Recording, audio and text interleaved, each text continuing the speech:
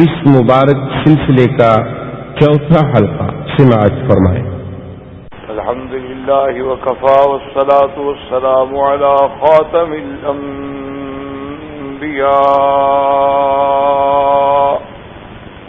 سیدنا محمد المصطفى وعلى آلہ المجتبى واصحابہ النجباء اللهم صل على سيدنا محمد النبي الأمي الهاشمي وعلى آله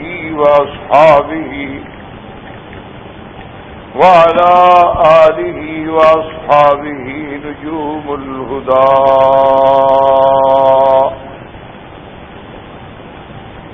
أما بعد فقد قال الله تبارك وتعالى في القرآن المجيد والفرقان الحميد أعوذ بالله من الشيطان الرجيم بسم الله الرحمن الرحيم وقرن في بيوتكن ولا تبرجن تبرج الجاهلية الأولى وأقمنا الصلاة وآتينا الزكاة وأطعنا الله ورسوله إنما يريد الله ليذهب عنكم الرجس أهل البيت إنما يريد الله ليذهب عنكم الرجس أهل البيت ويطهركم تطهيرا واذكرن ما يتلى في بيوتكن من آيات الله والحكمة إن الله كان لطيفا خبيرا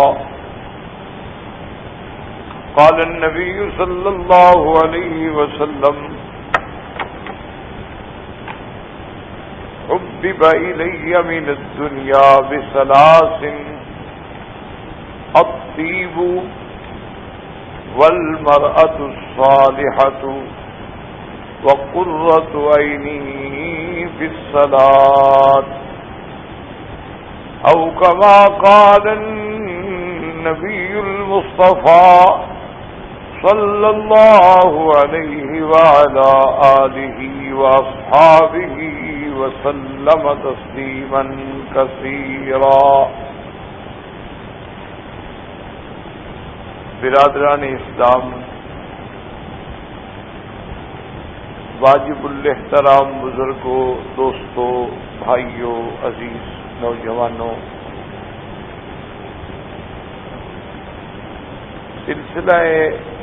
عظمت امہات المؤمنین کے دروس میں آج کا درس مبارک جو ہے وہ بھی ازواج رسول اللہ صلی اللہ علیہ وسلم کی عظمت کے بارے میں ہے۔ اصل میں اس وقت ہر دور میں، لیکن اس وقت بہت زیادہ ضرورت ہے کہ ہمارے گھروں میں اللہ کا دین پہنچے، ہماری بہنیں، ہماری بیٹیاں دین پڑھیں، دین سمجھیں، دین پہ عمل کریں۔ کیونکہ بزرگوں نے لکھا ہے کہ کسی حال میں بھی انسان کی اصلاح جو ہے، مرد ہو یا عورت، جس کو کہتے ہیں نا عربی میں اور لغت قرآن میں تزکیہ، کہ اللہ کے پیغمبر کی ڈیوٹی تھی نا، اللہ نے فرمایا کہ ایک تو تلاوت کتاب، یتلو علیہم آیاتہ ویعلمہم الکتاب والحکمت ویزکیہم، تزکیہ ہوتا ہے باطن کی صفائی، اور یہ بات آپ اچھی طرح جانتے ہیں ماشاءاللہ، آپ حضرات ڈاکٹر ہیں، پڑھے لکھے لوگ ہیں، آپ جانتے ہیں آپ اگر زخم کو اوپر سے بڑی اچھی طرح واش کر دیں اور بڑا بہترین قسم کی بینڈیج کر دیں، لیکن اس کے اندر جو مواد ہے اس کو اگر نہ نکالیں تو کوئی فائدہ نہیں ہوگا، بلکہ اور زیادہ نقصان کہ اندر جو مادہ ہے خبیثہ وہ تو موجود ہے، اس کو تو نکالا ہی نہیں گیا، صاف ہی نہیں کیا گیا۔ تو اس لیے ہمیشہ ضرورت ہوتی ہے اصلاح۔ یہی وجہ تھی کہ پہلے دور میں بڑے بڑے علماء جب اپنا علم حاصل کر لیتے تھے مدارس سے، حالانکہ ان کی زندگی علم دین پڑھنے میں گزری ہے، انہوں نے دنیاوی علوم نہیں پڑھے، لیکن اس کے بعد پھر وہ کسی نہ کسی اہل اللہ کی خدمت میں جاتے تھے کہ بھئی ہم نے علم تو پڑھ لیا الحمدللہ، لیکن اب یہ ہے کہ کوئی اصلاح بھی تو ہونا ہماری بات میں، تو تب جا کے الحمدللہ پھر فائدہ ہوتا تھا۔ حتیٰ کہ ایک دفعہ بہت پرانی بات ہے، کسی نے نقل کی اللہ عالم بصحتہ ہی کہ شیخ ابو الحسن علی ندوی رحمت اللہ علیہ، جنہیں علی میاں سے نام سے دنیا پہچانتی ہے، جو بہت بڑے بزرگ گزرے ہیں، بہت بڑے عالم، بہت بڑے فاضل، بہت بڑے داعی اسلام، جن کی کتابیں آج بھی پورے عالم میں الحمدللہ ذریعہ ہدایت ہے۔ تو وہ جب تشریف لائے تو ملک فیصل مرحوم نے، اللہ اس کی قبر پہ رحمتیں نازل فرمائے، کیونکہ فیصل مرحوم بھی ماشاءاللہ بہت بڑے مدبر، بڑے مفکر اور بہت دور رس نظر رکھنے والے لوگ، اب بھی ماشاءاللہ اللہ کا شکر۔ تو انہوں نے حضرت علی میاں سے پوچھا، انہوں نے کہا کہ ہمیں ایک بات سمجھ نہیں آتی کہ ہندوستان پہ، یعنی اس وقت ہندوستان تھا، پاکستان تو بعد میں بنا نا، انگریزوں نے بلا واسطہ حکومت کی ہے، یعنی انگریز براہ راست خود حاکم رہا وہاں، اور یہ سارا خطہ ہند جو ہے اس کے تابع تھا۔ انہوں نے کہا کہ مثلا ہمارے جو ملک ہیں یہاں اس نے بلا واسطہ حکومت نہیں کی، ٹھیک ہے بالواسطہ دخل اندازی ہوتی ہے، لیکن اللہ کا شکر ہے کہ بلا واسطہ انگریز ہم پہ مسلط رہا ہو، ایسی بات نہیں ہے۔ لیکن انہوں نے کہا مجھے ایک بات سمجھ نہیں آتی کہ آج بھی پاکستان میں، ہندوستان میں، بنگلہ دیش میں، جہاں انگریز کی اتنی بڑی عملداری رہی کہ بلا واسطہ اس کا وہ نعوذ باللہ مطلق العنان قسم کا بادشاہ بن کے رہا، اور ایک دو دن نہیں صدیوں تک، لیکن آج بھی وہاں ایسے لوگ موجود ہیں جو خالص تہذیب اسلامی کے مطابق زندگی گزار رہے ہیں، لباس بھی اسلامی ہے، سیرت بھی اسلامی ہے، صورت بھی اسلامی ہے، بلکہ آج تک انہوں نے اپنے گھر میں ٹی وی نہیں آنے دی، ریڈیو نہیں آنے دیا، اس قسم کے منکرات کو داخل ہی نہیں ہونے دیا۔ انہوں نے کہا پھر یہ کیا وجہ ہے کہ ہمارے پاس جب اللہ نے ہمیں دولت دی، اللہ نے ہم پر اپنی رحمتوں کے دروازے کھولے، تو ہمارے لوگ تو فوراً بہ گئے کہ ہر گھر کے اندر جو ہے یہ ساری نئی نئی منکرات آ گئی، تہذیب نئی ہو گئی، ہمارے بلڈنگوں کے بنانے کے طریق بدل گئے، گھروں کے سجانے کے طریق بدل گئے۔ جب وہ کسی زمانے میں جو ہمارے دیوان اور مجلسیں کہلاتی تھیں وہ اب جناب ڈائننگ اور ڈرائنگ روم بن گئے اور ڈائننگ روم بن گئے اور ہمارے ہاں جناب سوئمنگ پول گھروں میں آ گئے اور یہ پورا بلا کیا ہو گیا.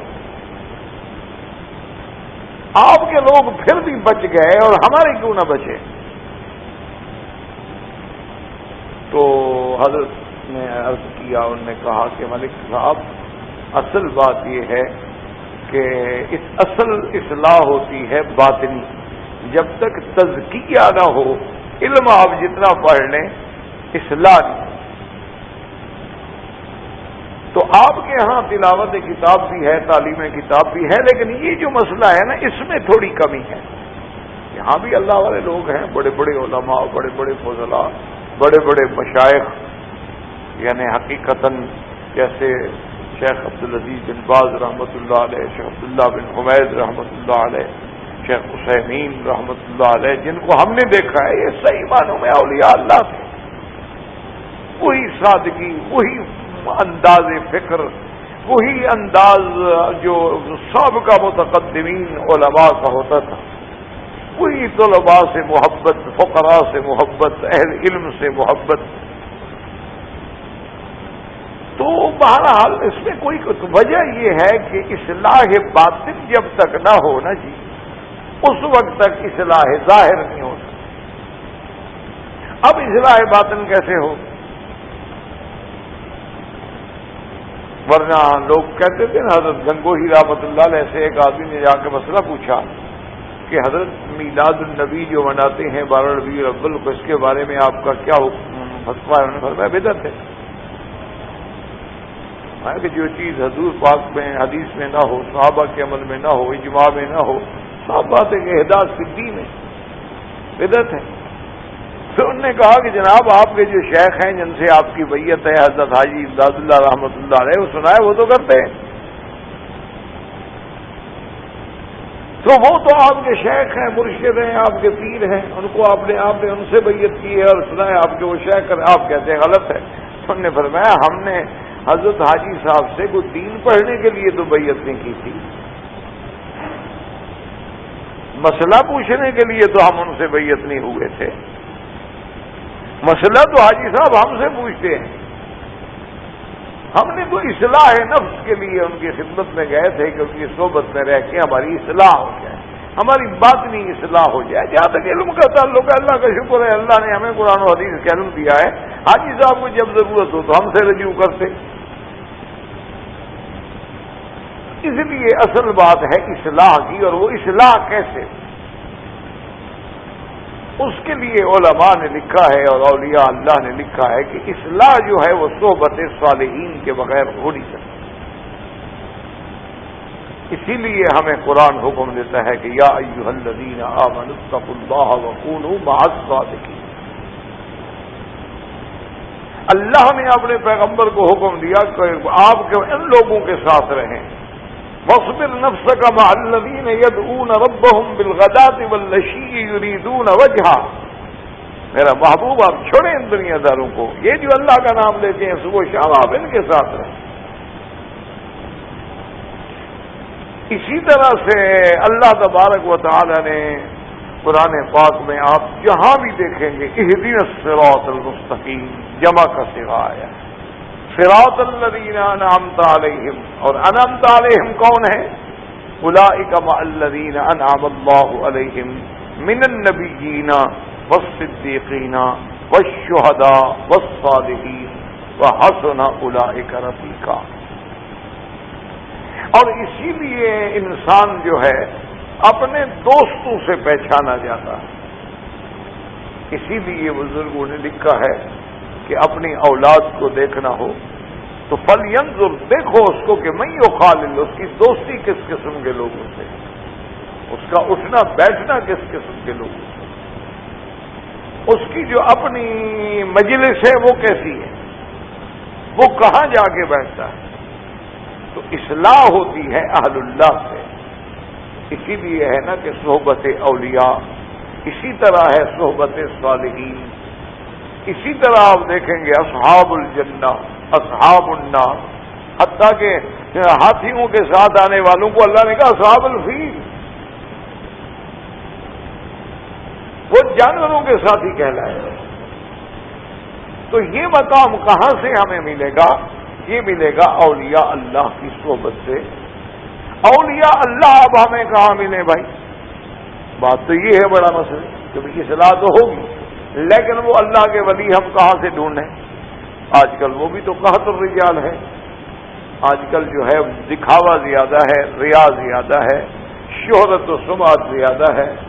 للہیت اور اخلاص میں کمی آ گئی۔ تو لہذا ہم اہل اللہ کی تلاش کیسے کریں، کیسے ڈھونڈیں؟ اور یہ ضروری بھی نہیں کہ پھر ہر کسی کو وہ مل بھی جائے، ہر کسی کو صحبت میسر بھی آ جائے۔ تو اس کے بدلے میں پھر علماء نے کہا کہ اگر تمہیں اہل اللہ مل جائیں تو الحمدللہ اچھے لوگوں کی صحبت اختیار کرو۔ اگر آپ کی صحبت نوازیوں سے ہے تو انشاءاللہ آپ ہی نماز پڑھیں۔ اگر آپ کی صحبت ہے ان لوگوں سے ماشاءاللہ جو باقاعدگی سے حرم میں آتے ہیں تو آپ بھی کبھی نہ کبھی آ جائیں۔ لیکن اگر آپ کی صحبت فلم بینوں سے ہے، اگر آپ کی صحبت تاش کھیلنے والوں سے ہے، اگر آپ کی صحبت جو ہے برج کھیلنے والوں سے ہے، اگر آپ کی صحبت شطرنج کھیلنے والوں سے ہے، تو آپ بھی وہی سیکھیں گے، وہی اثر ہوگا۔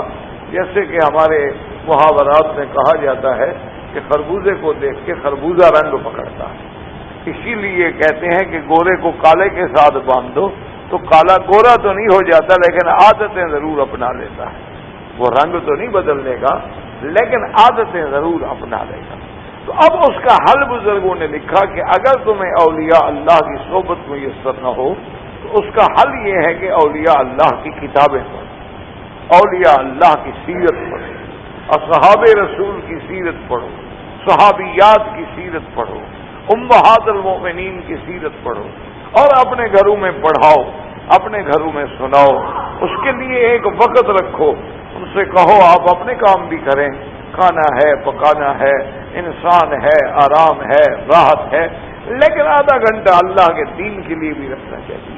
کہ اس آدھے گھنٹے میں کسی اللہ والے کی کتاب لے کے پڑھنا شروع کر دیں، کوئی دین کی بات پڑھنی شروع کر دیں، امہات المؤمنین کے حالات زندگی پڑھنے شروع کر دیں، صحابیات کے حالات زندگی پڑھنے شروع کر دیں۔ اسی طریقے سے اصحاب رسول کی قربانیاں ہیں، ان کے جہاد ہیں، ان کے غزوات ہیں، اسی طرح انبیاء علیہم السلام کے قصص ہیں۔ تو اس سے بھی پھر قدرتی بات ہے کہ اللہ کی قدرت سے دلوں میں انقلاب آتا ہے، پھر تبدیلی آتی ہے اور اس کا اثر، کیونکہ جب گھر کی اصلاح ہو جائے، جب گھر میں ایک عورت صالحہ آ جائے تو سمجھیں کہ آپ کے سارے مسائل الحمدللہ حل ہیں، پھر آپ کے لیے کوئی مسئلہ ہی نہیں ہے، آپ کے لیے کوئی پریشانی ہی نہیں ہے۔ یہ پریشانیاں تب ہوتی ہیں کہ جب ہمارے گھر صالحات سے خالی ہیں اور ہم صالحین نہ بن سکے، گھر میں صالحات نہ آ سکی، ہم طیبین میں نہ آئے اور گھر میں طیبات نہ آ سکی، تو اس کا انجام یہ نکلا کہ آج ہر بندہ پریشان ہے۔ باپ نمازی ہے، تہجد گزار ہے اور بیٹا نماز کے قریب نہیں جاتا ہے، باپ حرم شریف کو نہیں چھوڑتا ہے، بیٹے کو حرم شریف دیکھنے سے نفرت ہے، باپ نے کبھی فلم نہیں دیکھی تھی، بیٹا خود ہیرو بننے کے چکر میں ہے۔ تو یہ ساری باتیں جو ہیں وجہ کیا ہے کہ وہ صحبت نہ ہونے کی وجہ، حتیٰ کہ آپ دیکھیں کہ ایک دفعہ سیدنا امیر المؤمنین عمر بن الخطاب رضی اللہ تعالی عنہ رات کو مختلف علاقوں میں اب آپ دورہ کرتے تھے تاکہ رعایا کا حال جان سکیں کہ کس حال میں رہی ہے۔ دورہ کرتے کرتے حضرت جب تھک گئے تو ایک دیوار کے ساتھ ٹیک لگا کے بیٹھ گئے، چلتے چلتے تھک گئے حضرت رضی اللہ تعالی عنہ، ٹیک لگا کے جب بیٹھ گئے تو آواز آئی اندر سے کہ ایک عورت زور زور سے چیخ چیخ کے اپنی بیٹی سے کہہ رہی ہے کہ بیٹی جلدی کرو جلدی کرو، صبح کو اپنے دودھ بھیجنا ہے نا، بیچنے کے لیے وہ آدمی آ جائے گا لینے والا، وہ دودھ لے کے جانے والا آدمی آ جائے گا، جلدی کرو دودھ میں پانی ملا دو تو تاکہ وہ جب آئے تو پہلے سے ہم تیار ہوں۔ تو اس بیٹی نے کہا کہ اماں جان آپ کو پتہ نہیں ہے کہ امیر المومن نے بڑا سختی سے حکم دیا ہے کہ خبردار کوئی دودھ میں پانی نہ ملائے۔ امیر المومنین رضی اللہ تعالی نے فرمایا کہ یہ تو غش ہے، یہ تو دھوکہ ہے کہ آدمی دودھ کے پیسے وصول کرے اور اس کے اندر پانی ملایا ہوا ہو، تو یہ تو پیسہ لینا حرام ہے، یہ تو بیچنا بھی حرام ہے، اور پھر یہ دھوکہ ہے ایک مسلمان کو دھوکہ دینا، کہنا کہ دودھ ہے اور دودھ میں پانی ہے۔ تو اس کی ماں جو تھی وہ چیخ کے کہنے لگی، انہوں نے کہا بیٹی عجیب بات کرتی ہو، ہم اپنے گھر میں ہیں، رات کے 4 بجے کا وقت ہے، صبح ہونے والی ہے، اس وقت امیر المومنین کو پتا ہے کہ کون کس گھر میں پانی ملا رہا ہے، تو چھوڑو ان باتوں کو، امیر المومنین نے منع کیا ہے، حضرت عمر نے یہ فیصلہ کیا ہے، تم ملاؤ جلدی کرو۔ اس نے کہا اماں جان میرا ایمان ہے کہ عمر تو نہیں دیکھ رہے، لیکن عمر کا خدا تو دیکھ رہا ہے، اس میں کوئی شک نہیں ہے کہ اس وقت عمر نہیں دیکھ رہے ہیں، لیکن عمر کا خدا تو دیکھ رہا ہے نا، تو اللہ نے بھی تو منع کیا ہے نا کہ دھوکہ نہ دو، امیر المومنین نے تو اللہ کے حکم کو جاری کیا ہے، حکم تو خدا کا ہے، تو میں تو نہیں ملاؤں گی، تم نے ملانا ہے تو ملا لو۔ حضرت عمر نے اپنے خادم سالم سے کہا کہ اس گھر کو ذرا دماغ میں رکھنا، محفوظ رکھنا۔ اس نے کہا اچھا ٹھیک ہے۔ بہرحال حضرت عمر رضی اللہ تعالیٰ عنہ آ گئے، آنے کے بعد صبح کو نماز سے فارغ ہونے کے بعد آپ نے اپنے بیٹوں کو بلایا، آپ نے فرمایا ابھی بات سنو، میں نے آج ایک گھر میں ایک لڑکی کے بارے میں مجھے معلومات ہوئے ہیں، ماشاء اللہ وہ بڑی متقیہ ہے، اللہ سے ڈرنے والی ہے، میں تو بوڑھا ہو گیا، مجھے تو اب شادی کی خواہش نہیں، ورنہ میں خود شادی کر لیتا، لیکن اب میں بوڑھا ہو چکا ہوں، مجھے اب شادی کا ارادہ نہیں ہے، تو تم میں سے جو شادی کرنا چاہے، میں چاہتا ہوں کہ ایسی متقی لڑکی جو ہے نا وہ میرے گھر میں آئے، ایسی متقیہ جس کو اللہ کا اتنا بڑا ڈر ہے وہ میرے گھر میں آنی چاہیے۔ تو سب بیٹوں نے کہا، انہوں نے کہا حضرت ہماری تو پہلے 2 بیویاں ہیں، 3 ہیں، تو عاصم نے کہا کہ حضرت ہاں میری شادی نہیں ہوئی، چلو میری شادی کروا دیں، تو آپ کے چھوٹے بیٹے جو تھے عاصم ان کا نام تھا، تو انہوں نے کہا کہ سمجھ نہیں ابھی تو میرے لیے آپ مہربانی کر کے پیغام بھیجتے، تو حضرت عمر رضی اللہ تعالیٰ نے خود پیغام لے کے گئے اس گھر میں اور کہا کہ میں آیا ہوں، میں چاہتا ہوں کہ آپ کی بیٹی کا رشتہ میرے بیٹے سے، اس کے لیے اتنی بڑا اعزاز تھا کہ امیر المومنین عمر اس کے دروازے پہ چل کے آ جائے، تو انہوں نے کہا حضرت آپ کے لیے کوئی انکار ہو سکتا ہے؟ نہیں، بالکل سوچ لیں، استخارہ کر لیں اور اچھی طرح سوچ لیں، بہرحال میں رشتے کے لیے آیا، تو اللہ کو منظور تھا، تو حضرت عاصم سے اس لڑکی کا رشتہ ہو گیا۔ حضرت عاصم حضرت عمر کے بیٹے تھے، اللہ نے اس لڑکی سے حضرت عاصم کو بیٹی دی، اس بیٹی سے جو بچہ پیدا ہوا وہ عمر بن عبدالعزیز کہلایا، جس کو ثانی عمر کا خطاب ملا ہے۔ یہ حضرت عاصم کی بیٹی سے جو بچہ پیدا ہوا وہ کس مقام پہ پہنچا؟ عمر بن عبدالعزیز، کہ تابعین کے دور کا آدمی ہے، لیکن اتنا بڑا مقام اسے ملا ہے کہ اس کو ثانی عمر کا لقب دیا ہے عالم اسلام نے۔ تو وجہ کیا تھی کہ اصل جو گھر میں خیر تھی، وہ بطن بڑا صاف تھا، ان کا تزکیہ ہو چکا تھا، ان کے گھروں کے اندر ڈر تھا، تو اس سے جو اللہ پاک نے بچے دیے، اس بچے سے پھر آگے اللہ تبارک و تعالی نے ایسے لوگ پیدا کیے کہ عبدالعزیز کہلائے۔ اسی طرح سے آپ دیکھ لیں کہ اللہ تبارک و تعالی نے جتنے انبیاء علیہم السلام کو بھیجا ہے، اللہ نے ان کے خاندان میں ایسی حفاظت کی ہے کہ ان کے خاندان میں کافر عورت تو آ سکتی ہے لیکن بد کردار عورت نہیں آ سکتی، اللہ تبارک و تعالی نے ان کو محفوظ رکھا۔ تو اس لیے ضرورت ہوتی ہے میرے عزیز کہ ہم اپنے گھروں کی اصلاح کے لیے، اور اصلاح کا حل کیا ہے؟ اصلاح کا حل یہ ہے کہ آج صحیح معنی میں اہل علم، صحیح معنی میں اہل تقا، صحیح معنی میں اللہ سے ڈرنے والے، صحیح معنی میں اولیاء اللہ، صحیح معنی میں عباد اللہ الصالحین، صحیح معنی میں مقربین کی تو بہت کمی ہو گئی ہے، یہ قحط الرجال کا دور ہے۔ اب حل یہی ہے کہ ہم ایسی سیرت کی کتابیں جن کا تعلق امہات المؤمنین سے ہے، جن کا تعلق جو ہے ازواج انبیاء اور رسول سے ہے، جن کا تعلق جو ہے اصحاب رسول سے ہے، تو ان کی سیرت جو ہے وہ ہمارے ہدایت کا ذریعہ ہوتی ہے، اور جب گھر میں ہدایت ہو جائے تو سمجھیں سب کے لیے ہدایت ہو گئی، کیونکہ سب سے بڑا مدرسہ جو ہے وہ جیسے کہ علماء نے اور بزرگوں نے بھی اور امثلہ والوں نے بھی کہا ہے کہ سب سے بڑا مدرسہ ماں کی آغوش ہوتی ہے، اس آغوش میں جو بچہ تعلیم لیتا ہے النقش کل حجر ہو جاتا ہے، وہ ایسا ہے جیسے پتھر پہ آپ نقش کرتے ہیں، جب وہ بڑا ہو کے ہمارے پاس آتا ہے تو نقش کل ماں ہوتا ہے کہ جیسے پانی پہ آپ کوئی لکیر کھینچ دیں تو وہ فوراً مٹ جاتی ہے، لیکن جب بچہ صاف ہوتا ہے، مولود علی الفطرہ ہوتا ہے، اس کا ذہن و دماغ بڑا صاف اور پاکیزہ ہوتا ہے. آپ سمجھتے ہیں کہ 6 مہینے کا بچہ ہے، آپ سمجھتے ہیں کہ 1 سال کا بچہ ہے، آپ سمجھتے ہیں کہ 2 سال کا بچہ ہے، لیکن وہ سب کچھ دیکھ کے اس کے ذہن میں فیڈ ہو رہا ہوتا ہے. بڑے ہو کے وہی اثرات جو ہیں وہ ظاہر ہوتے ہیں. اس لیے ہم نے الحمدللہ اپنے دروس کا سلسلہ جو ہے وہ سیرت امہات المؤمنین یعنی ازواج النبی المصطفیٰ رضوان اللہ علیہن اجمعین سے رکھا. تو جہاں ہم نے ان کے اور فضائل میں کہ اللہ نے ان کے بارے میں کئی چیزیں ہیں جو قرآن میں فرما دی. ایک تو فرما دیا کہ ازواجہ امہاتہم کہ آپ کی بیویاں سب کی مائیں. دوسرا فرما دیا کہ لستن کاحد من النساء کہ دنیا کی کوئی عورت تمہارے مقابلے پہ نہیں آ سکتی، دنیا کی کوئی عورت تمہاری ہمسر نہیں ہو سکتی،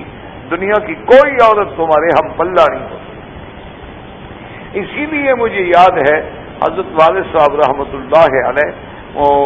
کافی پرانے دور کی بات ہے، ہم پڑھتے تھے تو ہمیشہ کہتے تھے بھائی بات یہ ہے کہ جہاں تک عقیدے کا تعلق ہے تو الحمدللہ میرا عقیدہ بھی یہی ہے کہ حضور صلی اللہ علیہ وسلم کے بعد سب سے افضل جو ہے اللہ کے نبی کی امت میں ابو بکر و عمر عثمان و علی ہے. پہلا مرتبہ شیخین کا ہے ابی بکر و عمر کا، اس کے بعد حضرت عثمان و علی کا رضوان اللہ علیہم اجمعین. وہ فرماتے بھائی میرا بھی عقیدہ یہی ہے الحمدللہ جو عقیدہ اہل سنت والجماعت ہے، لیکن کہتے تھے بات یہ ہے کہ جو قرب بی بی عائشہ کو نصیب ہو سکتا ہے وہ ابو بکر کو تو نہیں ہو سکتا. ارے شان تو ابو بکر کی بڑی ہے، ان کا اس میں تو ہمارا ایمان ہے، یہ ہمارا عقیدہ ہے. اور ویسے بھی ابی بکر باپ ہے، بی بی عائشہ ان کی بیٹی ہے. لیکن ایک ہے مقام تقرب کے قربت کا اور بے تکلفی کا، تو جو ایک بیوی کو اپنے خاوند کے ساتھ ہو سکتا ہے وہ کسی اور کو تو نہیں ہو سکتا. سوال ہی پیدا نہیں. اسی لیے بی بی عائشہ فرماتی تھی نا کہ ایک دفعہ وہ کچھ حبشے کے لوگ تھے، وہ تیر اندازی کی مشق کر رہے تھے، تو میرا دل بھی چاہا کہ میں ان کے کھیل کو دیکھ لوں. تو میں حضور کے پیچھے آ کے چھپ کے کھڑی ہو گئی اور حضور کے کندھے پہ میں نے اپنی تھوڑی رکھ لی کہ یہاں سے چھپ بھی جاؤں اور دیکھ بھی لوں ان حبشہ کے کھیلنے والے بچوں کو. بچے تھے وہ تیر اندازی کی مشق کر رہے تھے. تو بی بی عائشہ فرماتی ہیں کہ حضور کھڑے رہے اتنی دیر، اور میں بھی آمدن کھڑی رہی کہ دیکھوں کہ حضور کے دل میں میری کتنی محبت ہے، میرے لیے کتنی دیر کھڑے ہو سکتے ہیں. لیکن حضور پاک نہیں ہٹے اپنی جگہ سے جب تک میں نے نہیں کہا کہ اچھا بس یا رسول اللہ میں نے دیکھ لیا. حضور سب کھڑے ہیں. تو یہ مقام کسی اور کو مل سکتا ہے، یہ مقام تقرب کسی اور کو مل سکتا ہے. اور یہ بے تکلفی اور زوج کا جو تعلق اپنی زوجہ سے ہو سکتا ہے کہ جن کو اللہ فرماتے کہ ہن لباس لکم وانتم لباس لہن، کہ ہم نے عورتوں کو تمہارا لباس بنایا ہے اور تمہیں ان کا لباس بنایا ہے. کہ جیسے لباس بندے کو ڈھانپ لیتا ہے، جیسے لباس سردی اور گرمی سے بچا لیتا ہے، جیسے لباس ہمارے عیوب پہ پردہ ڈال دیتا ہے، جیسے لباس ہماری زینت کا ذریعہ بن جاتا ہے، جیسے لباس ہمارے یعنی اٹھنے بیٹھنے میں عزت و احترام کا ذریعہ بن جاتا ہے، اسی طرح اللہ نے عورت کے لیے مرد کو لباس بنایا ہے اور مرد کے لیے اللہ نے عورت کو لباس بنایا ہے. اس لیے جو مقام ان کو میسر ہو سکتا ہے وہ کسی اور کو نہیں ہو سکتا. تو اللہ نے فرمایا کہ نبی کی بیویاں تمہارا کون مقابلہ کر سکتا ہے، تمہارا کون ہمسر ہو سکتا ہے، تم تو محمد مصطفیٰ کی بیویاں ہو. کہیں فرمایا ازواج النبی، کہیں فرمایا نساء النبی.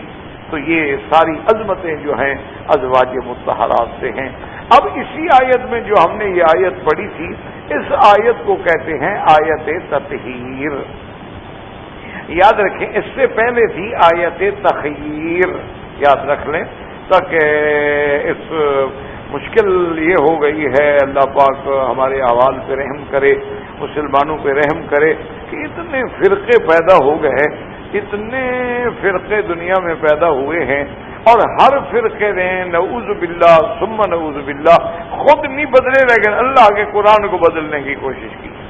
خود تو نہیں بدلے کہ بھائی ہم، اصل بات یہ تھی کہ ہم بدلتے، ہم قرآن کے تابع ہو جاتے، ہم اللہ کے رسول کے فرمان کے تابع ہو جاتے. نہیں، انہوں نے قرآن باغ میں ایسی تعریفات کی، تعریفات معنوی کی، تعریفات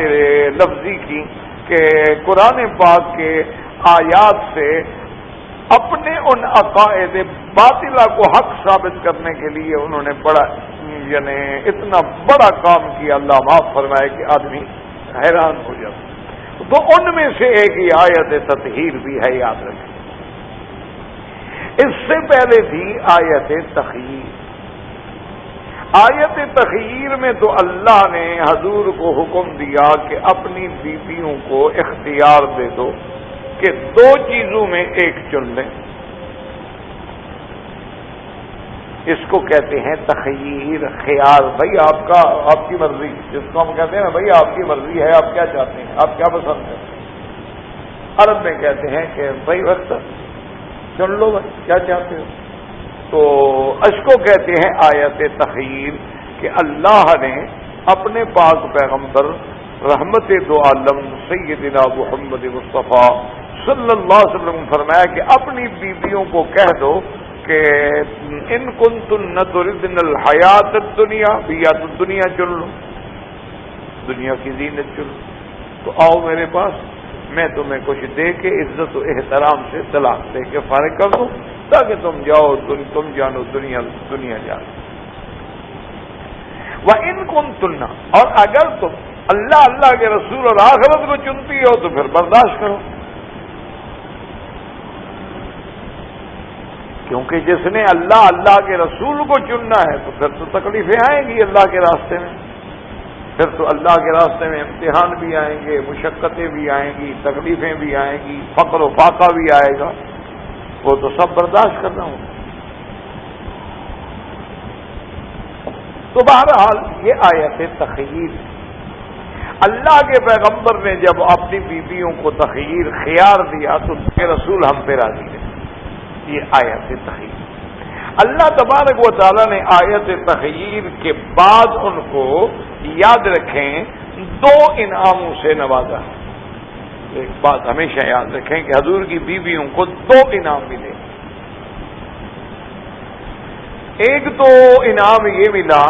کہ اللہ نے اپنے نبی پہ پابندی لگا دی کہ لا یحل لک النساء من بعد، کہ میرے محبوب اب ان بیویوں کے بعد آپ کو مزید نکاح کرنے کی کوئی اجازت، بس ختم۔ اللہ نے یہ بڑی بات دیکھا نا کہ امت کے لیے پابندی نہیں ہے، بات کو سمجھیں کہ کتنا بڑا اعزاز ہے امہات المومنین کا۔ بھائی امت کے لیے تو کوئی پابندی نہیں، آپ شادی کرنا چاہتے ہیں کر لیں، کوئی پابندی نہیں ہے شرع۔ اچھا یہ بھی سمجھا کریں کہ کوئی حکم بھی نہیں ہے، حکم بھی نہیں کہ ضرور آپ دوسری شادی کریں، لیکن پابندی بھی نہیں ہے۔ وہ ہمارے ایک دوست تھے، وہ کہتے تھے بھی جتنے اصل میں وہ کہتے تھے کہ خوافین، ان نے کہا خوافین جانتے ہیں ڈرنے والے، انہوں نے کہا جتنے ڈرپوک لوگ ہوتے ہیں نا وہ ہمیشہ ایک بیوی ہوتی ہے۔ ہمارے استاد تھے، ہم پڑھتے تھے ان کے پاس، تو بہرحال یہ ہم نے کہا جی کیا وجہ ہے؟ انہوں نے کہا یہ قرآن کہتا ہے۔ میں تھوڑا کہتا ہوں بھائی، میں نے کہا حضرت قرآن شریف میں کہا، نے کہا قرآن میں لکھا ہوا ہے نا کہ اللہ نے 4 بیویوں کی اجازت دی ہے۔ وَإِنْ خِفْتُمْ، اگر تم ڈرتے ہو کہ اللہ تعدلوا عدل نہیں کر سکو گے، فواحدہ، پھر ایک پہ گزارا کرو۔ تو جو ایک پہ کر رہا ہے تو خوافین میں تو ہو گیا نا ڈرنے والوں میں، کہ اگر نہ ڈرتا تو پھر ایک پہ کیوں رہتا؟ نے کہا اس لیے بہرحال ایک پہ جو ہے تو یہ بھی سمجھے اسلام نے اجازت دی ہے، حکم نہیں دیا کہ لازم 4 کرو، بات کو سمجھا کریں۔ حالات ہوتے ہیں، اب دیکھیں نا مثلاً ایک بھی آپ نے دور نہ جائیں، شہنشاہ ایران کو دیکھ لیں، اس کی ملکہ سریا جو تھی کتنی محبتوں سے اور کتنے اس نے اکرام و اعزاز سے شادی کی، کیوں چھوڑ دیا؟ کہ قانون میں اجازت نہیں تھی دوسری بیوی رکھنے کی، ان کو اپنا قانون جو تھا آریہ مہر کا وہ اجازت نہیں دیتا تھا کہ بادشاہ دوسری بیوی نہیں رکھ سکتا۔ اس کا انجام کیا ہوا کہ اس نے بیوی کو طلاق دی، اور بیوی بیچاری دھکے کھاتی رہی، اور بعد میں کہیں ہالی ووڈ میں جا کے پتہ نہیں فلموں میں بھی اس نے کام کیے، اور بادشاہ نے بعد میں دوسری شادی کی۔ تو وجہ کیا تھی؟ اگر اسلام کا قانون ہوتا تو کیوں بیچاری پہ ظلم ہوتا؟ وہ بھی رہ جاتی ہے اور بھی آ جاتی، کیا فرق پڑ جاتا؟ تو اصل بات یہ ہے کہ اسلام کے نظام میں بڑا انصاف ہے، بڑا عدل ہے۔ اچھا، ایک میرا اپنے دوست تھے، وہ میرے خیال میں اب تو شاید بہت ہو گئے، مدت ہوئی میری ملاقات نہیں ہوئی، بہت بڑے ذمہ دار بھی تھے، پڑھے لکھے آدمی بھی تھے، وہ باہر سے انہوں نے میرے خیال میں لندن سے 12 لاکھ کی ڈگری بھی حاصل کی تھی۔ وہ بیچارہ شادی کرایا وہاں سے کوئی میم سے، یعنی کوئی انگریز خاتون سے، وہ مسلمان ہو گئی انگریز خاتون، اس نے شادی کر لی۔ اچھا، خدا کی قدرت یہ ہے کہ شادی کرنے کے ٹھیک 3 مہینے کے بعد اللہ کی قدرت ہے کہ اس کے داخلی جسم میں ایک ایسی ہڈی پیدا ہو گئی کہ وہ بیچاری خامد کے قابل ہی نہ رہی۔ اب جناب وہ پریشان، وہ لندن تک گیا، اس نے آپریٹ کرایا، وہ پھر ہو جائے، لیکن شریف لوگ تھے، اس نے نبھایا، اس نے اس کو چھوڑا کہ دیکھو ایک غیر مسلم عورت تھی، اسلام لائی، میری بیوی بنی، میں اس کو گھر لایا، اب اگر ٹھیک ہے وہ بیچاری میری حقوق زوجیت ادا کرنے سے قاصر ہے تو اس کا کیا گناہ ہے؟ اس نے اس کو قائل کیا کہ دیکھو تو مجھے اجازت تو میں دوسرے، اس کا بالکل آپ کریں، کیوں نہ کریں، آپ کا حق ہے، اور یہ آپ کی بڑی مہربانی ہے کہ آپ نے مجھے اپنے گھر میں رکھا ہوا، وہی اعزاز و اکرام ہے جو میرا پہلے تھا۔ تو الحمدللہ وہ موت تک، یعنی وہ پھر بیچاری بعد میں فوت ہوئی، تو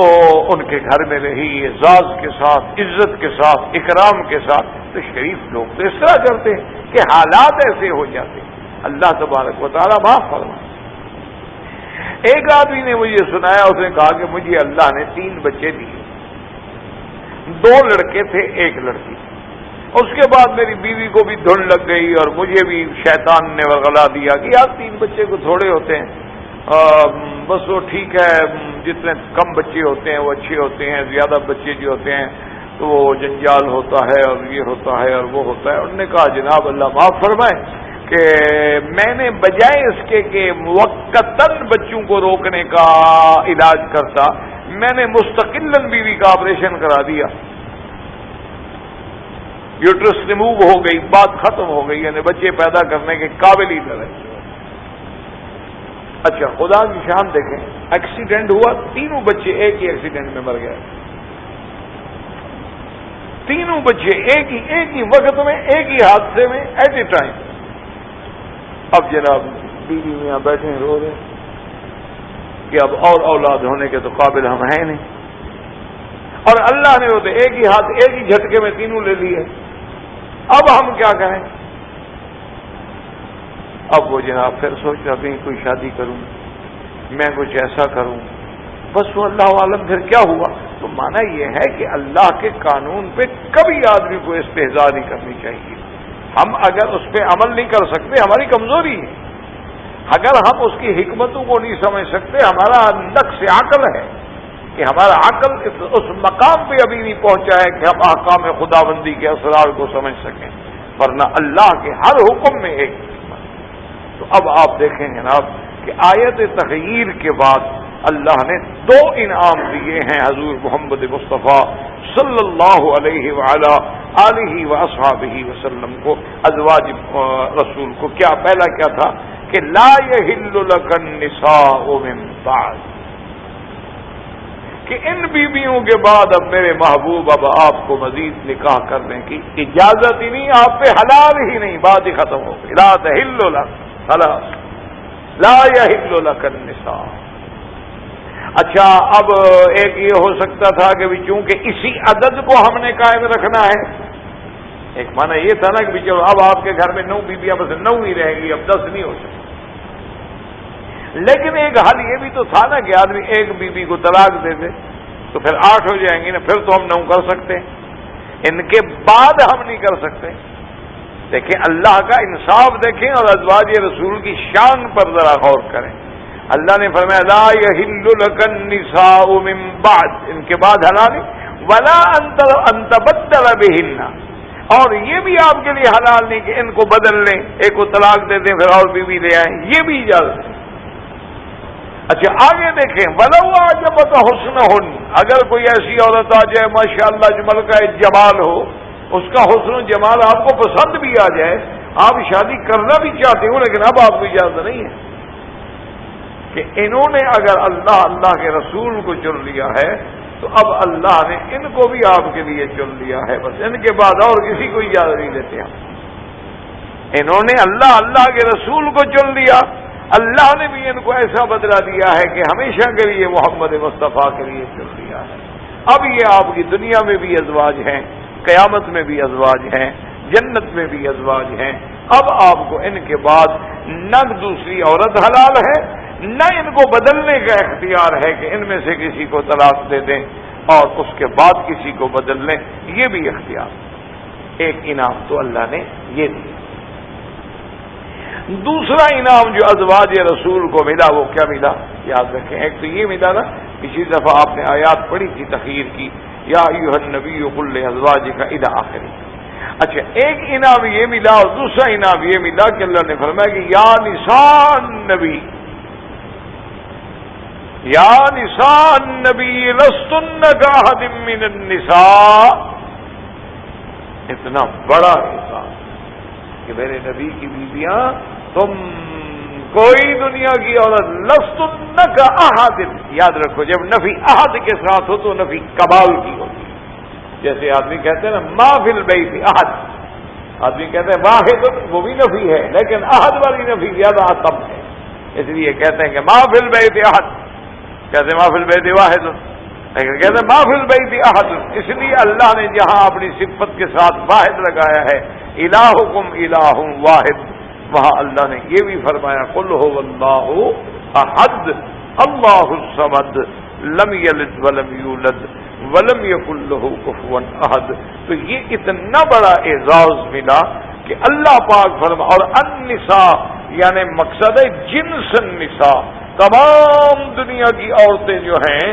تمہاری ہم پلہ نہیں ہو سکتی، تمہاری ہم سب نہیں ہو سکتی، کیونکہ تم نساء النبی ہو، تم ازواج محمد مصطفیٰ ہو، تمہیں اللہ تبارک و تعالی نے اپنے نبی کے لیے اختیار فرما لیا ہے، تو اس لیے یا نساء النبی لستن کاحد من النساء۔ بس اب اس کے بعد جناب دیکھیں، آیت تخیر کے بعد ایک انعام ملا کہ نکاح نہیں، ایک انعام ملا کہ دنیا میں کوئی عورت آپ کی ہمسر نہیں، اس کے بعد آیا آیت تطہیر کا مسئلہ۔ تو آیت تطہیر میں سب سے پہلا حکم دیکھیں، اللہ فرماتے ہیں وَقَرْنَ فِي بُيُوتِكُنَّ وَلَا تَبَرَّجْنَ تَبَرُّجَ الْجَاهِلِيَّةِ الْأُولَى وَأَقِمْنَ الصَّلَاةَ وَآتِينَ الزَّكَاةَ وَأَطِعْنَ اللَّهَ وَرَسُولَهُ إنما يريد الله ليذهب عنكم الرجس أهل البيت إنما يريد الله ليذهب عنكم الرجس أهل البيت ويطهركم تطهيرا۔ اللہ نے فرمایا میرے مدنی کی بیویاں وقرن فی بیوتکن، اپنے گھروں میں قرار پکڑو۔ کیا مانا کہ سب سے پہلا، یعنی اسی لیے علماء نے لکھا کہ سب سے پہلا پردہ جو ہے اللہ نے عورت کے لیے وہ گھر کی چار دیواری کو بنایا ہے کہ اپنے گھر میں رہو، بلا ضرورت باہر نہ نکلو۔ وقرن فی بیوتکن، اپنے گھروں میں قرار پکڑو۔ اسی لیے آپ دیکھیں کہ جب میرے آقا رحمت دو عالم سیدنا محمد مصطفیٰ صلی اللہ علیہ وسلم حج پہ تشریف لائے، حجۃ الوداع میں ساری بیویاں ساتھ ہیں، اس کے بعد حضور نے فرما دیا انما ھذہ، اے میری بیویاں اللہ کا شکر کرو کہ اللہ نے تمہیں معیت محمد مصطفیٰ میں حج نصیب کر دیا ہے۔ اب اس کے بعد لزوم الحصر، اب تو پھر تمہیں چٹائیوں کے ساتھ لازم رہنا ہوگا، یعنی گھر میں رہنا ہوگا۔ یہی وجہ تھی کہ بی بی سودا، یہی وجہ تھی کہ بی بی زینب بنت جہش، جب حضرت عمر نے ارادہ فرمایا، حضرت عثمان نے بھی اپنے حضور کی بیویوں کے لیے کہ حج پہ جائیں، ہم حج کا اہتمام کرنے کے لیے تیار ہیں، لیکن ان دو بیویوں نے انکار کر دیا، انہوں نے کہا حج پہ بھی نہیں جاتے ہیں، اللہ نے کہہ دیا ہے کہ بس کرن فی بیوتکن، اور اللہ کے نبی نے بھی کہہ دیا کہ بس اپنے گھروں کو لازم پکڑو، لہذا اب ہم باہر نہیں جاتے۔ لیکن بعد بیویوں نے جیسے بی بی عائشہ ہے باقی بیویوں نے سمجھانے کا معنی یہ ہے کہ بغیر ضرورت شرعی ضرورت کے بغیر کوئی گھر سے باہر نہ جائے. اگر شرعی ضرورت کے مطابق آدمی کو جانا پڑے تو جائز ہے. اس لیے وہ بیویاں حج پہ تشریف لائیں، لیکن بی بی سودا اور بی بی زینب بنت جہش جو ہیں وہ تشریف نہیں لائیں. تو پہلا حکم یہ ملا وَقَرْنَ فِي بُيُوتِكُنَّ، اور یہ بھی بڑا اعزاز ہے کہ کہیں اللہ پاک نے ان گھروں کو فرمایا کہ بیوت النبی، وہ نبی کے گھر ہیں، اور کہیں فرمایا بیوتکن، وہ ازواج رسول کے گھر ہیں. تو بعض علماء نے فرمایا اس کی دو وجوہ ہے. یا تو پہلے حضور نے ان کو گھروں کا مالک نہیں بنایا تھا، جب بعد میں آپ نے مالک بنا دیا اب یہ گھر تمہارے ہیں، یہ حجرات تمہارے ہیں، تو اب اللہ نے نسبت جو ہے وہ خواتین کی طرف فرما دی کہ تمہارے گھر ہیں. اس لیے فرماتی ہیں فی بیوتکن ولا تبرجن تبرج الجاہلیت الاولی. یاد رکھیں قرآن پاک میں یہ لفظ کئی مقام پہ آیا ہے. ولا تبرجن، یاد رکھو تبرج کا کیا معنی؟ اللہ نے حکم دیا نبی کی بیویوں کو کہ ولا تبرجن تبرجل. یاد رکھو تبرج مادہ وہی ہے برج. یہاں آپ دیکھتے ہیں نا یہ برج فلان برج فلان برج فلان، مانا ہے کہ بڑی عمارتیں ہوں نا جس کو ہم آپ انگلش میں ٹاور کہتے ہیں تو عرب اس کو برج کہتے ہیں کہ بھئی ابراج ہیں، یہ برج ہیں، کیونکہ وہ اونچے ہوتے ہیں اور سب کو نظر آ رہے ہوتے ہیں. تو اس لیے برج کا کیا معنی ہے؟ علماء نے فرمایا کہ تم اپنا چہرہ کھلا کر کے، بال کھلے کر کے باہر نہ نکلو، تبرج نہ کرو، اپنے آپ کو ظاہر نہ کرو. تو بعض علماء نے فرمایا ایک معنی یہ، اور دوسرے علماء نے فرمایا اس کا معنی ہے اللہ تبرجنا تبرج الجاہلیت الاولی، کہ ایسا لباس نہ پہنو جس سے تیرے بدن کے خطوط اجاگر ہو جائیں، کہ اتنا ٹائٹ لباس ہے کہ بدن کا ہر عضو جو ہے نظر آ رہا ہے، یا اتنا باریک لباس ہے کہ لائٹ پڑے تو بدن نظر آ رہا ہے. تو یہ بھی تبرج ہے. اور بعض علماء نے فرمایا کہ اس انداز میں چلنا کہ جیسے بڑے ناز سے نخرے سے لٹک مٹک چمک کر کے چلنا، یہ چیزیں جو ہیں یہ بھی تبرج میں جاہل ہے، تبرج میں داخل ہے. اس لیے علماء نے لکھا ہے اے بمشیتہن بتبختر، کہ تبختر کے ساتھ چلنا، بڑے ناز انداز کے ساتھ چلنا، اور تغنجن، اس انداز میں چلنا کہ وہ چلنے کا طریقہ جو ہے وہ انسان کو مائل کرنے کے لیے ہو. تو یہ ساری چیزیں جو ہیں یہ بھی تبرج میں داخل ہیں. تو اللہ پاک نے حکم دیا کہ خبردار، نہ تو اپنے چہروں کو کھلا رکھو، نہ ایسا لباس اور ایسی زینت اختیار کرو. حتیٰ کہ علماء نے فرمایا کہ بعض عورتیں ایسا زیور پہنتی ہیں کہ لوگوں کو نظر آئے، گلے میں نیکلس پہنا ہوا ہے، کانوں میں بندے لٹکائے ہوئے ہیں، سر پہ تاج رکھے ہوئے ہیں، جھومر لگائے ہوئے ہیں، پاؤں میں پازیب ہیں، چلنے میں آوازیں آ رہی ہیں، ہاتھوں کے اندر بھی اب ماشاءاللہ ایک انگوٹھی کے بجائے پانچ انگوٹھیاں ہیں، زنجیریں ہیں، ہتھیلی کے الگ ہیں، آگے کنگن سے جڑے ہوئے ہیں. ان کو ظاہر کرنا یہ بھی تبرج ہے. علماء نے فرمایا کہ یہ بھی تبرج ہے کہ دکھاتی پھر رہی ہے. ہاں اپنے خاوند کے لیے پہنو، لاکھ دفعہ پہنو، سر سے لے کر پاؤں تک سونا پہن لو، کوئی منع نہیں، لیکن ان کو دکھاؤ جس کو دکھانا شریعت میں حلال ہے. تو یہ جو ہے غیر محرموں کو دکھانے کے لیے کہ ہر آدمی کی نظر پڑے اور ہر آدمی جو ہے کہے کہ کمال ہے جی، یہ ان کی جیولری بڑی عجیب جیولری، پتہ نہیں کہاں سے آپ نے لی ہے. وہ سارا دن تو اسی چکر میں ہوتی ہیں کہ بھئی اس دفعہ آپ نے پارٹی میں جانا ہے تو ہمارا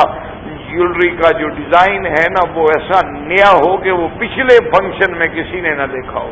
بڑا نئے انداز. اچھا اب جو پیسے کمانے والے لوگ ہیں وہ بھی ماشاءاللہ وہ کسی کی کمر موڑ دیتے ہیں، کسی کی توڑ دیتے ہیں، نیا فیشن بن جاتا ہے.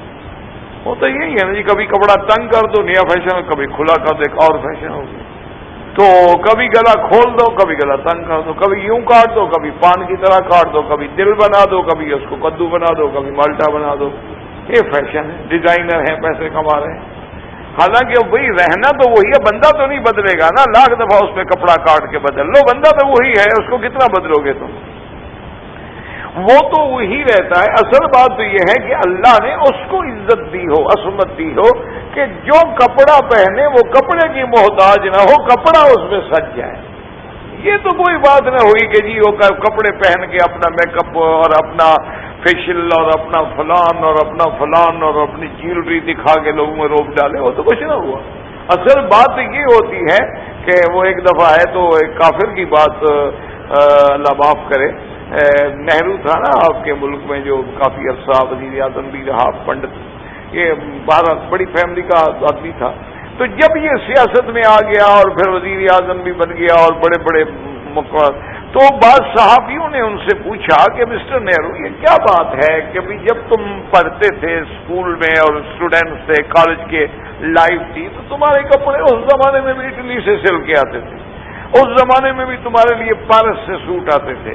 اور اب جب تم اتنے بڑے مقام پہ لیڈر بن گئے ہو تو یہ کھدر کا پاجامہ اور کھدر کا چولا اور کھدر کی دوپلی ٹوپی سر پہ رکھ لی ہے، یہ کون سا لباس ہے یار، تمہیں کیا ہو گیا ہے؟ تو اس نے کہا کہ پہلے ہم لباس سے پہچانے جاتے تھے، اب لباس ہم سے پہچانا جاتا۔ اس نے کہا کہ پہلے ہم لباس سے پہچانے جاتے تھے کہ اچھا ڈریس ہوگا اور پن سوٹ ہوگا، لوگ کہیں گے بڑا آدمی ہے، تو ہم لباس سے پہچانے جاتے، الناس باللباس۔ اب تو لباس ہم سے پہچانا جاتا ہے، جو ٹوپی ہم نے رکھ لی وہ نہرو کیپ بن گئی، وہ لیاقت کیپ بن گئی، وہ جناح کیپ بن گئی۔ وہ جناب یہ ہے کہ اب تو لباس، اب ہمیں کیا ضرورت ہے اب لباس میں فکر کرنے کی کہ ہمارے لیے اٹلی کا بنا ہو یا پیرس کا بنا ہو۔ تو اصل بات تو یہ ہے کہ آپ اپنا مقام ایسا پیدا کریں، عورت ہے یا مرد ہے، اپنی شان ایسی پیدا کریں کہ آپ اگر کھدر بھی پہن لیں تو آپ پہ سج جائے، آپ اگر موٹا جوٹا بھی پہن لیں تو آپ کے لیے باعث تکریم ہو اور باعث تعظیم ہو کہ یار کتنی محتشمہ ہے عورت، کتنی باوقار ہے یہ عورت، کتنی اس کا اچھا لباس ہے عورت کا۔ بڑے بڑے لوگ ہم نے دیکھے ساری زندگی کھدر پہنتے رہے، ان میں کوئی کمی تو نہیں آ گئی ان کی شان میں، ان کی عظمتوں میں کوئی کمی نہیں آئی، ساری زندگی کھدر پہنا اور ساری زندگی سادگی میں رہے، ساری زندگی تھرڈ کلاس میں سفر کیے، ساری زندگی کرائے کے مکانوں میں رہے، تو ان کی شان بڑھ گئی، کمی نہیں ہو گئی۔ تو اگر یہ شان جیولری سے بڑھ جاتی یا اگر یہ شان صرف سونے چاندی سے بڑھ جاتی تو پھر تو دنیا میں عزت صرف سونار کو ملتی، یا دنیا میں عزت صرف مجوہرات کے کاروبار کرنے والوں کو ملتی، باقی تو کسی کی حیثیت ہی نہ ہوتی۔ اس لیے اللہ نے فرمایا کہ ولا تبرجنا، یاد رکھو ایک تو گھروں میں رہیں بغیر ضرورت کے نہ نکلیں، ولا تبرجن تبرج الجاہلیت الاولی، یہاں لفظ ہے جاہلیہ۔ جاہلیت سے کیا مراد ہے؟ بعض لوگ کہتے ہیں کہ اسلام سے پہلے کا جو دور ہے وہ دور جاہلیت ہے، اور بعض علماء نے فرمایا ہر وہ چیز جو اسلامی ثقافت کے خلاف ہے، اسلامی معاشرت کے خلاف ہے، اسلامی طرز زندگی کے خلاف ہے، اسلامی احکام کے خلاف ہے، گویا وہ جاہلیت ہے۔ انہوں نے کہا اسی لیے قرآن پاک میں کہ یظنون ظن الجاہلیہ، اسی طرح ہے حمیت الجاہلیہ، کہ بعض کے اندر وہ جو پرانے دور کی جہالت کے اندر ہوتی ہے نا، میں بڑا، اس نے کہا اوس بڑا، اس نے کہا خدرج بڑے، اس نے کہا میرا قبیلہ بڑا، اس نے کہا میرا قبیلہ بڑا، تو یہ بھی جاہلیت کے روایات تھے۔ تو اسی طرح ایسا لباس جو ہے جو بن سنور کے نکلنا، اپنے آپ کو پوز کرنا، اپنے آپ کو لوگوں کی نظروں کے سامنے لے آنا، اور آج کل تو اس میں اتنے آگے بڑھے ہیں نا جی کہ اب وہ ایسے ایسے لباس بناتے ہیں مزاح کا خیز کہ آدمی دیکھ کے سوچتا رہ جاتا ہے کہ واقعی یہ بندہ ہے یا بندر ہے۔ حقیقت یہ ہے ایسے لباس بھی آ گئے ہیں، سوچنا پڑتا ہے کہ واقعی یہ بندہ ہے یا یہ بندر ہے۔ ایسے ایسے ہیٹ بنائیں گے، ہیٹ کے اوپر درخت لگے ہوئے ہیں، مقصد کیا ہوتا ہے کہ لوگ دیکھیں کہ کب تک دیکھیں، تنگ آ گئے نا دیکھ دیکھ کے لوگ، اب کب تک آپ دیکھیں گے؟ آپ ایک آدمی کو بٹھا دیں سامنے، دیکھیں کتنی دیر دیکھتے ہیں، چلو اپنی بیوی کو بٹھا کے دیکھ لیں کتنی دیر دیکھیں، گھنٹہ 2 گھنٹے 4 گھنٹے، آخر آپ تنگ آ جائیں۔ اسی لیے اللہ کا ایک نظام ہے نا کہ ایک داخلی زندگی ہے، خارجی زندگی ہے، اسی میں تو چارم ہے، اسی پردے میں تو اللہ پاک نے عزت رکھی ہے، اسی کے اندر تو خداوند قدوس نے وہ کشش رکھی ہے، یہ نظام اسلام کے اندر۔ اچھا اب جناب یہ ہے کہ وہ بیٹھے اب سارا دن دفتر میں بیٹھے ہیں تو عورتیں دیکھ رہے ہیں، اپنے کار میں بیٹھے ہیں عورتیں دیکھ رہے ہیں، بسوں میں ہیں عورتیں دیکھ رہے ہیں، وہ منی اسکرٹ پہنے ہوئے ہیں، وہ دیکھتے نظریں مر گئیں اور وہ عزت ہی ختم ہو گئی، جذبات ہی مر گئے، ختم ہو گیا وہ انسان، یعنی جذبات جو کشش ہوتی ہے وہ کھو دیتی ہے عورت۔ تو اللہ تبارک و تعالیٰ نے فرمایا کہ یہ جاہلیت۔ اچھا یہاں ایک لفظ خدا نے فرمایا کہ وَلَا تَبَرَّجْنَ تَبَرُّجَ الْجَاهِلِيَّةِ الْأُولَىٰ، تو جاہلیت ہی کافی تھی، پھر اولا کہنے کی کیا ضرورت تھی؟ تو علماء نے فرمایا اس میں اشارہ تھا کہ میرے محبوب جیسے آپ سے پہلے زمانہ جاہلیت میں ایک وقت تھا کہ عورتیں زینت کرتی تھیں، عورتیں گھروں سے باہر نکلتی تھیں، عورتیں فخر کرتی تھیں اپنے حسن پہ، اپنی جوانی پہ، اپنے اعضاء کے تناسب پہ، اور نعوذ باللہ ثم نعوذ باللہ بعض سکریاں ہو کے اللہ کے گھر کا طواف کرتی تھیں۔ تو اگر یہ جاہلیت اولا ہے تو میرے نبی ایک وقت آئے گا پھر جاہلیت اخرى بھی آئے گی، پھر آخر دور میں پھر جاہلیت کا ایک دورہ ہوگا، پھر اسی طرح ہوگا جو ابتدا میں ہوا تھا۔ جیسے ابتدا میں تبرج تھا، جیسی ابتدا کے اندر ان میں بے حیائی تھی، جیسی ابتدا کے اندر ان میں شراب خوری تھی، ابتدا میں جیسے ان کے ہاں زنا عام تھا، ابتدا میں ان کے اندر یہ چیزیں جو ہیں مخلوط معاشرہ عام تھا، یہ پھر بھی آئے گا۔ اس لیے لفظ اولا نے اشارہ کر دیا کہ یہ اولا ہے تو پھر اخرى بھی آئے گا۔ اس لیے فرمایا وَقَرْنَ فِي بُيُوتِكُنَّ وَلَا تَبَرَّجْنَ تَبَرُّجَ الْجَاهِلِيَّةِ الْأُولَىٰ، کہ جاہلیت اولا کی طرح تم اپنے آپ کو بنا سنوار کے باہر نہ نکلنا۔ اس لیے ایک حدیث پاک میں آتا ہے کہ جب عورت اپنے گھر سے نکلتی ہے استشرفا شیطان اس کی طاق میں بیٹھا ہوتا ہے، انتظار میں بیٹھا ہوتا ہے کہ یہ اکیلی نکلے، میں اس کو گمراہ کرنے کے لیے اپنے ہتھ کنڈے استعمال کروں۔ پھر وہ لوگوں کو توجہ دلائے گا، نوجوانوں کو توجہ دلائے گا، ان کے جذبات بھڑکائے گا، پھر اس کے دل میں بھی کہے گا کہ اچھا دیکھو یہ آدمی بڑا اب شوق سے آپ کو دیکھ رہا ہے، چلو کیا ہے اب اس کو ٹھہر جائیں، اس کو نظارہ کرنے دیں۔ تو وجہ کہ اسی لیے حکم ہے شریعت کا کہ عورت کبھی گھر سے نہ نکلے، حتیٰ کہ حج کے لیے اسلام کہتے ہیں حج چھوڑ دو، اگر محرم نہیں ہے حج چھوڑ دو، تم حج پہ نہ آؤ۔ تمہاری عزت و عصمت جو ہے وہ اللہ کے فرض سے بھی زیادہ مقدم ہے، حالانکہ حج فرض ہے، اگر عورت دنیا دار ہے، امیر ہے، صاحب غنا ہے، لیکن اللہ فرماتے ہیں محرم نہیں ہے۔ اور یاد رکھو محرم کا یہ معنی نہیں ہوتا جیسے آج کل ہمارے ہاں رواج ہے کہ جناب میری بہن ہے۔ کیسے بہن ہے؟ میں بہن کہتا ہوں، تو اس سے کہنے سے بہن نہیں بن جاتی، نہ کسی مرد کو بھائی کہنے سے وہ بھائی ہو جاتا ہے۔ محرم کا معنی یہ ہے جس سے تمہارا نکاح اللہ نے حرام کیا ہو، جس سے تمہارا نکاح اللہ نے حرام کیا ہو۔ کیا معنی؟ بھائی سے نکاح حرام ہے، بیٹے سے نکاح حرام ہے، تو جن سے نکاح حرام ہے وہ محرم ہے۔ یہ نہیں کہ کہنے سے محرم بن جائے گا، بولنے سے محرم بن جائے گا، نہیں۔ اللہ تبارک و تعالی نے جیسے حرمت علیکم امہاتکم وبناتکم واخواتکم، یہ سب رشتے جو ہیں جو اللہ نے تم پہ حرام کیے ہیں وہ تمہارے محرم ہیں، جو مرد عورت پہ حرام ہیں وہ ان کے محرم ہیں۔ تو اس لیے اللہ نے فرمایا کہ خبردار وَلَا تَبَرَّجْنَ تَبَرُّجَ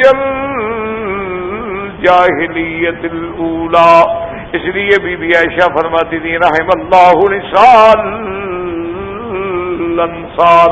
اللہ انصار کی عورتوں پہ رحمت فرمائے کہ اللہ کے نبی نے حکم دے دیا ہے تو اس کے بعد بغیر چادر کے، بغیر پردے کے کبھی گھر سے باہر نہیں آتی، کہ اللہ کا حکم ہو گیا ہے، اللہ کے رسول کا حکم ہو گیا ہے کہ اپنے گھروں کے اندر رہو۔ پہلا پردہ جو ہے وہ گھر کی چار دیواری کا ہوگا، اس کے بعد پردہ جو ہے وہ حجاب کا ہوگا، اس کے بعد حکم ہے کہ اپنی نظروں کو بھی نیچے رکھو، اگر کوئی غیر فرد سامنے آ جاتا ہے اپنی نظریں جھکا دیا کرو۔ اسی لیے بزرگ کہتے ہیں کہ اگر آدمی دو تین چیزوں کا خیال کر لینا تو بہت سارے گناہوں سے بچ جاتا ہے۔ بعض بزرگوں نے اپنے مصطلحات بنائے ہوتے ہیں، جیسے حدیث میں مصطلحات ہیں، تفسیر میں مصطلحات ہیں، اور علوم میں مصطلحات ہوتے ہیں، اسی طرح اہل اللہ نے بھی کچھ مصطلحات بناتے ہیں۔ وہ کہتے ہیں کہ ایک تو یہ کریں کہ نقش نظر بر قدم، کہ جب چلو تو اپنی نظر جو ہے قدم پہ رکھو، یوں نہیں اٹھا کے چلو بلکہ نظر جھکا کے چلو، اور نظر بر قدم۔ اور اسی طرح وہ کہتے ہیں کہ خلوت در انجمن، کہ لوگوں میں بیٹھے ہو لیکن دل کا تعلق اللہ کے ساتھ، تمہارا دل جو ہے وہ اللہ کی طرف متوجہ ہو، ہر وقت اللہ کے ذکر کی طرف متوجہ ہو، کہ بالکل چاہے 1000 آدمی بیٹھے تمہیں فرق نہ پڑے، تمہیں اس میں کوئی فرق نہ پڑے، کہ تمہارے قلب کا تعلق جو ہے وہ اسی طرف متوجہ ہے، وہ اللہ کی یاد میں ہے، اللہ تبارک و تعالیٰ کا ذکر ہے، اللہ تبارک و تعالیٰ کی اعلیٰ میں فکر ہے۔ اس لیے علماء نے، اسی طرح بعض علماء نے اس کو یوں بھی ذکر کیا ہے، انہوں نے کہا کہ اس دور میں جس میں ہم گزر چکے ہیں، یہ وہ دور ہے کہ ملازمت البیوت، کہ اپنے گھروں سے بلا ضرورت نہ نکلو، اپنے گھروں سے بلا ضرورت نہ نکلو، ملازمت البیوت۔ اور انہوں نے کہا کہ اس کے بعد گزارا جو ہے وہ قوت پہ ہو، جتنے سے انسان کی زندگی گزر سکتی ہے، بس تھوڑا ملے، حلال ملے، کہ آدمی محتاج نہ ہو، عزت کے ساتھ کھا سکے، اسی پر قناعت کر لو۔ تو انہوں نے فرمایا یہ وہ بات ہے، اور اس کے بعد یہ ہے کہ ہر معاملے میں دخل نہ دو، بلکہ الالزام ہو بالسکوت، اپنے آپ کو خاموش رکھو۔ تو انہوں نے کہا یہ طریقے ہیں اپنے آپ کو بچانے کے، کہ آدمی کیسے بچے، آدمی کیسے بچ سکتا ہے۔ دیکھیں نا اس دور میں جو ہم گزر رہے ہیں، اگر آپ مثلا آئیں گے بازار میں، صاف بات ہے جب بازار میں آئیں گے تو ہر چیز پہ نظر پڑے گی۔ اب ایک آدمی کی ڈیوٹی ایسی ہے، عورتیں بھی آتی ہیں، مرد بھی آتے ہیں، اس کو کام ہی عورتوں کے ساتھ بیٹھ کے کرنا ہے، غریب کب تک وہ نظر بچائے، مجبور ہے، معذور ہے، لیکن پھر بھی وہ اپنے دل کو اللہ تبارک و تعالیٰ کے ذکر سے مزین رکھے، تو اس سے فائدہ یہ ہوتا ہے کہ گناہوں سے وہ بچ جاتا ہے۔ گناہوں سے بچنے کا طریقہ ہی یہی ہے کہ جب انسان غافل ہوتا ہے تو شیطان فوراً اس کے دل پہ آ کے اپنے اپنا انجیکشن لگانا شروع کر دیتا ہے، اور جب انسان جو ہے اللہ کا ذکر کرتا، اسی لیے شیطان کو خناس کہتے ہیں، قرآن میں آئے نا الذی یوسوس فی صدور الجنۃ والناس قل اعوذ برب الناس ملک الناس الہ الناس من شر الوسواس الخناس۔ خناس کا معنی ہٹنے والا، ہٹ کے آنے والا، جیسے قرآن میں آتا ہے فلا اقسم بالخنس الجوار الکنس، وہ ستارے کہ کبھی آتے ہیں، کبھی ظاہر ہوتے ہیں، کبھی ڈوب جاتے ہیں۔ تو شیطان جو ہے یہ بھی خناس ہے کہ انسان نے جب ذکر کیا تاخر، ہٹ گیا، جب انسان نے غفلت کی وہ فوراً آ کے حملہ آور ہو گیا۔ تو انسان کو ہر وقت ہر حال میں اللہ تبارک و تعالیٰ کا ذکر، اللہ تبارک و تعالیٰ کی یاد، قرآن ہے، ذکر اللہ ہے، استغفار ہے، لا حول ولا قوت الا باللہ العلی العظیم ہے۔ شیطان کبھی گناہوں کے وسوسہ ڈالتا ہے، فوراً آدمی اعوذ باللہ من الشیطان الرجیم، لا حول ولا قوت الا باللہ العلی العظیم، تو حملے سے بچ جاتا ہے۔ تو اس لیے قرآن پاک نے فرمایا کہ وَقَرْنَ فِي بُيُوتِكُنَّ وَلَا تَبَرَّجْنَ تَبَرُّجَ الْجَاهِلِيَّةِ الْأُولَىٰ، اور ان سب چیزوں کا علاج آگے بتایا، وَأَقِمْنَ الصَّلَاةَ وَآتِينَ الزَّكَاةَ وَأَطِعْنَ اللَّهَ وَرَسُولَهُ۔ کیوں؟ انما يريد الله ليذهب عنكم الرجس عن البيت ويطهركم تطهيرا۔ والله اعلم، صدق الله العلي العظيم۔